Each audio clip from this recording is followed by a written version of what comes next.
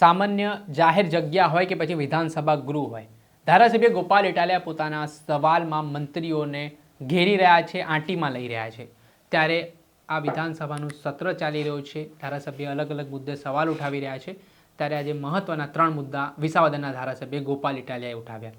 પહેલો મુદ્દો, જૂનાગઢ અને ભાવનગર જિલ્લામાં જે સરપંચોની ખાલી બેઠકો છે તે શું કામ છે, શું પ્રોસેસ કરવામાં આવી રહી છે, તેને લઈને તેમણે વાત કરી. બીજો મુદ્દો, આયુષ્માન કાર્ડ અંતર્ગત જે હોસ્પિટલો ખાનગી છે તેમને 1700 કરોડથી વધારાની જે રકમ ચૂકવાઈ છે, તો પછી સરકારી હોસ્પિટલ છે તેને રકમ કેમ નથી ચૂકવાઈ. અને ત્રીજો મુદ્દો, વીજળીને લઈને અદાણી પાસેથી જે વીજળી ખરીદવામાં આવી રહી છે, શું ભાવે વીજળી ખરીદવામાં આવી રહી છે, કઈ રીતે જનતાને પહોંચાડવામાં આવી રહી છે, કઈ કંપનીઓને આપવામાં આવી રહી છે અને તેનાથી જનતાને શું ફાયદો થઈ રહ્યો છે. આવા 3 અલગ અલગ જે સવાલો છે તે આજે ધારાસભ્ય ગોપાલ ઇટાલિયાએ મંત્રીઓને પૂછ્યા. તો તેમના સવાલમાં શું જવાબો મળ્યા વળતા તે સાંભળો. 23મી ફેબ્રુઆરી 2026નો વિધાનસભાનો દિવસ. આજે 23 તારીખના રોજ વિધાનસભાના સત્રમાં મેં કુલ 3 મુદ્દા ઉપસ્થિત કર્યા. આજે મારો વિષય મારા મત વિસ્તાર વિસાવદર, ભેસાણ, જૂનાગઢ તેમજ આખો જૂનાગઢ જિલ્લો વત્તા ગુજરાત રાજ્યને લગતા વિષયો ઉપર આજે મારા પ્રશ્ન હતા. પ્રશ્ન ક્રમાંક 17 ઉપર મારો મુદ્દો હતો કે ભાવનગર જિલ્લો અને જૂનાગઢ જિલ્લામાં તાલુકાવાર સરપંચની કેટલી જગ્યા ખાલી છે અને વોર્ડ સભ્યોની કેટલી જગ્યા ખાલી છે. દોસ્તો, રાજકીય કાવા દાવાના કારણે ભાજપે મતદાર યાદીમાં જે ગોટાળા કર્યા છે તેના કારણે અને કોઈ પણ રીતે ખોટું કરીને દાદાગીરી કરીને પણ ગામની સરપંચની કે પંચાયતની ચૂંટણીઓ જીતવી, એવી નિમ્ન માનસિકતાના કારણે ગુજરાતના અનેક ગામડાઓમાં સરપંચની સીટો ખાલી રહે છે, વોર્ડની સીટો ખાલી રહે છે. કેવી રીતે એ પણ હું સમજાવું તે પહેલાં સરકારે મને જે જવાબ આપ્યો એ કહું કે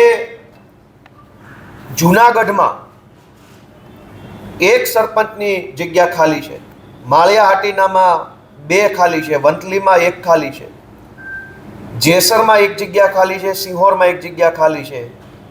આમ મળી અને કુલ 4, આ તો ખાલી 2 જિલ્લાની વાત છે, 4 સરપંચોની જગ્યાઓ વર્ષોથી ખાલી છે. અનેક વખત ચૂંટણી, પેટા ચૂંટણી જાહેર કર્યા પછી પણ આ સરપંચોની જગ્યા ભરાતી નથી. એનું કારણ એ છે કે ઉમેદવાર મળતા નથી. સરપંચની ચૂંટણી લડવાના ઉમેદવાર નહીં મળવાના કારણે 4 સીટો ખાલી 2 જિલ્લામાં ખાલી છે. આખા ગુજરાતનો આંકડો તો હજુ મને આપ્યો નથી. આ સિવાય જૂનાગઢ જિલ્લાના જૂનાગઢ તાલુકામાં 21 વોર્ડ સભ્યો ખાલી છે, માંગરોળમાં 5 ખાલી છે, વિસાવદરમાં 21 વોર્ડ સભ્યો ખાલી છે, ભેસાણમાં 12 વોર્ડ સભ્યો ખાલી છે. અને એવી રીતે આખા જૂનાગઢ જિલ્લામાં 95 જેટલા ગ્રામ પંચાયતના સભ્યોની સીટો એટલા માટે ખાલી છે કે ઉમેદવાર નથી મળતા. ભાવનગર જિલ્લાની અંદર 212 જેટલા વોર્ડ સભ્યોની જગ્યા ખાલી છે એટલા માટે કે ઉમેદવાર નથી મળતા. દોસ્તો, ઉમેદવાર કેમ નથી મળતા? ઉમેદવાર નહીં મળવાનું કારણ એવું કે સૌરાષ્ટ્રના અનેક ગામડામાં બીજા જિલ્લાઓમાંથી ખેતી મજૂરી કરવા માટે આવતા આદિવાસી સમાજના વડીલો કે દલિત સમાજના વડીલો કે અન્ય સમાજના જે કાંઈ આગેવાનો ત્યાં ખેતી મજૂરી કરવા આવે, એનું નામ સ્થાનિક મતદાર યાદીમાં ખોટી રીતે ભાજપના માણસો ઘુસાડી દે. આદિવાસી સમાજના કોઈ એક વ્યક્તિનું નામ પણ ગામની મતદાર યાદીમાં આવે એટલે ગામમાં સભ્યની સીટ અનામત થઈ જાય, સરપંચની સીટ અનામત થઈ જાય. પણ કાઠિયાવાડમાં તો આદિવાસી વસ્તી હોય જ નહીં, એટલે હવે એ સીટ અનામત થઈ ગઈ. પણ ઉમેદવાર કેવી રીતે મળે?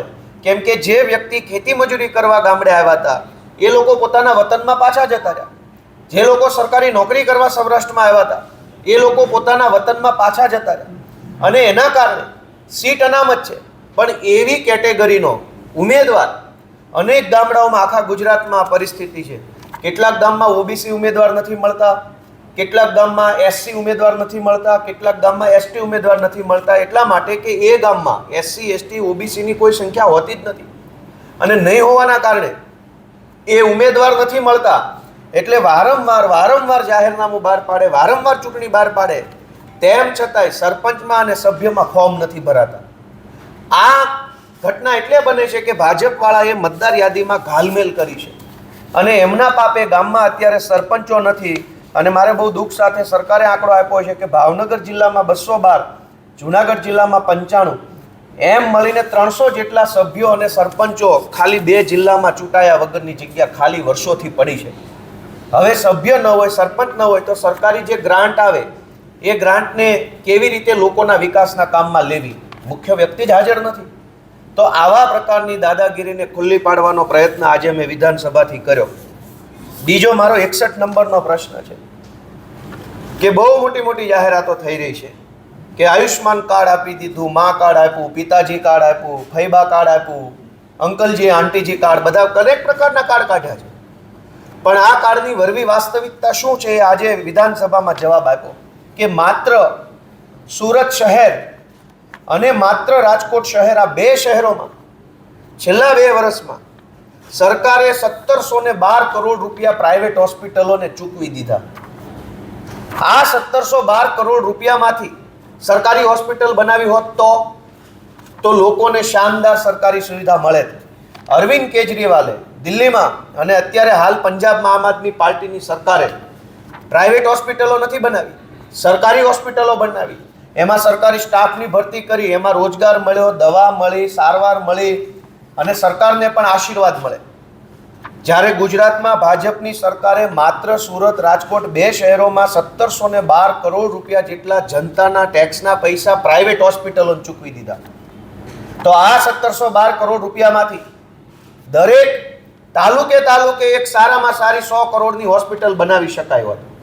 દરેક તાલુકે 100 કરોડના ખર્ચે શાનદાર સરકારી શાળાઓ, સરકારી દવાખાનાઓ ખોલી શકાય. 1700 કરોડમાંથી કમસે કમ 17 જેટલી સારામાં સારી સરકારી હોસ્પિટલો ખોલી શક્યો હતો. અને આ તો ખાલી સુરત રાજકોટનું છે.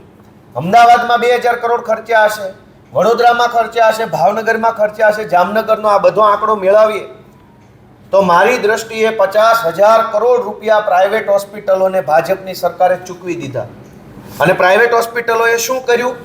ખોટા ઓપરેશનો કરી નાખ્યા, ખોટા સહી સિક્કા કરાવી નાખ્યા. ખ્યાતિકાંડ હમણાં બહાર આવ્યો હતો, અહીંયા અમદાવાદથી જામનગરની હોસ્પિટલમાં કાંડ બહાર આવ્યો. લગભગ અંદાજે 50,000 કરોડ કરતાં પણ વધુની રકમ એ પ્રાઇવેટ હોસ્પિટલોને ચૂકવી દીધી. એના બદલામાં પ્રાઇવેટ હોસ્પિટલોએ કદાચ ભાજપને ચૂંટણી ફંડ ચૂકવ્યું હોઈ શકે. તો ચૂંટણી ફંડની લાઈનમાં જનતાના પરસેવાના પૈસા પ્રાઇવેટ હોસ્પિટલોના ખિસ્સામાં જઈ રહ્યા છે. જો આ પૈસાથી સરકારી હોસ્પિટલ બને તો આજીવન એનો લાભ લોકો લઈ શકતા હતા. પરંતુ સાંઠગાંઠ આજે વિધાનસભાના માધ્યમથી ખુલ્લી પડી ગઈ છે. બીજો મારો પ્રશ્ન એ હતો કે અદાણી કંપની અને એસઆર કંપની પાસેથી સરકાર વીજળી ખરીદે છે. તો આ વીજળી ખરીદવાના એગ્રીમેન્ટ અને વીજળીમાં કેટલો ભાવ વધારો આપ્યો અને સરકારે કેટલી વીજળી ખરીદી એ પ્રશ્ન પૂછ્યો. કારણ કે દિલ્હીમાં અરવિંદ કેજરીવાલની સરકારે 300 યુનિટ વીજળી મફત આપવાની દેશના ઇતિહાસમાં પહેલીવાર શરૂઆત કરી. પંજાબમાં આમ આદમી પાર્ટીની ભગવંત માનની સરકાર હાલમાં પણ 300 યુનિટ વીજળી મફત આપે છે. જ્યારે ગુજરાતમાં લૂંટી લેવામાં આવે છે અને હજુ તો વીજળીમાં લૂંટવાનું બાકી હોય તો સ્માર્ટ મીટર આવી રહ્યા છે કે જેમાં ખૂબ મોટું બિલ આવવાનું છે. પણ આ બધા જ વીજળીના પૈસા કોના ખિસ્સામાં જાય છે? તો સરકારે આજે મને વિધાનસભામાં જવાબ આપ્યો કે અદાણી કંપની પાસેથી સરકારે છેલ્લા 2 વર્ષમાં ખાલી 2 સિટીમાં, આખા ગુજરાતની વાત નથી, અદાણી કંપની પાસેથી 15,000 કરોડ રૂપિયાની વીજળી સરકારે ખાલી 2 વર્ષમાં ખરીદી. સરકારના પણ વીજળી પેદા કરવાના પ્લાન્ટ આવેલા છે અલગ અલગ જગ્યાએ. થર્મલ પાવર પ્લાન્ટ છે, અન્ય રીતે જે સોલાર પાવર પ્લાન્ટ છે, બીજા ત્રીજી જગ્યાએ વીજળી ઉત્પન્ન કરવાની સરકારની પોતાની પણ ઇન્સ્ટિટ્યૂટ છે. પણ સરકારના પોતાના વીજળી ઉત્પન્ન કરવાના કેન્દ્રોને બરબાદ કરી સરકાર પોતે કોઈ વીજળી ઉત્પન્ન કરવાનું બંધ કરી અદાણી, એસઆર આવી બધી કંપનીઓને વધુને વધુ વીજળી ઉત્પાદન કરે એ માટે પહેલાં તો સબસિડી આપે. સરકારની સબસિડીથી કંપની વીજળી ઉત્પાદન કરે, એ વીજળીને સરકાર મોંઘા ભાવે ખરીદી લે અને મોંઘા ભાવે કંપની પાસેથી ખરીદેલી વીજળી સરકાર જનતાને મોંઘા ભાવે વેચે અને એના બદલામાં ભાજપના માણસો અને કંપની બંને કમાય અને લોકોની કમર